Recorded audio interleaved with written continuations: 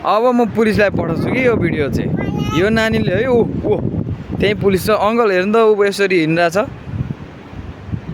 ऊ त्यहाँ आइपुगेछ। अङ्कल सिधै यता भर्खर ट्रक छिरेको बाटोमा ल। हेलो एभ्रिवन, के छ तपाईँहरू सबैजना सन्चै हुनुहुन्छ र म आइसकेको छु आज पनि एउटा न्यू मिनी ब्लग लिएर र मसँग हुनुहुन्छ हाम्रो रियान दाइ र आज चाहिँ हामी कहाँ जाँदैछौँ त भन्दा हाम्रो भाइको चाहिँ स्पेसल डे सेलिब्रेट गर्नलाई।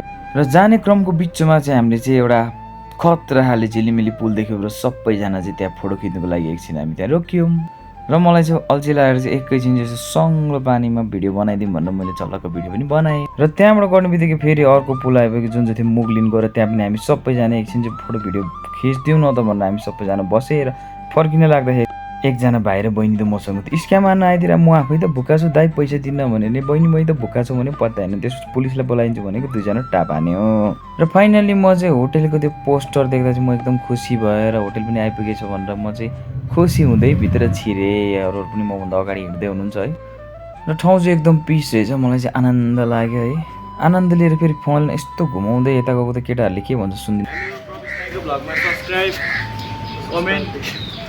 घन्टी सन्टी तबला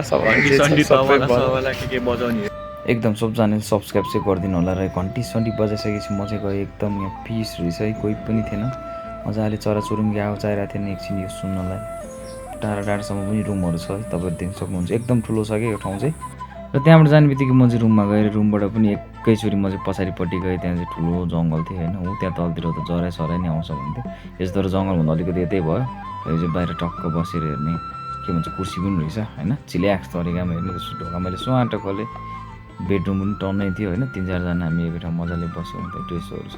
यहाँ चाहिँ एउटा ढुङ्गाको जस्तो रहेछ कि भित्तामा चाहिँ ढुङ्गा चाहिँ बल आयो। त्यसो तपाईँले हेर्न सक्नुहुन्छ मेरो थोपडा एसन। र आजको लागि चाहिँ मेरो मिनी भ्लग यति नै। र भोलि चाहिँ म यसको सेकेन्ड पार्ट लिएर आउने छु। धन्यवाद।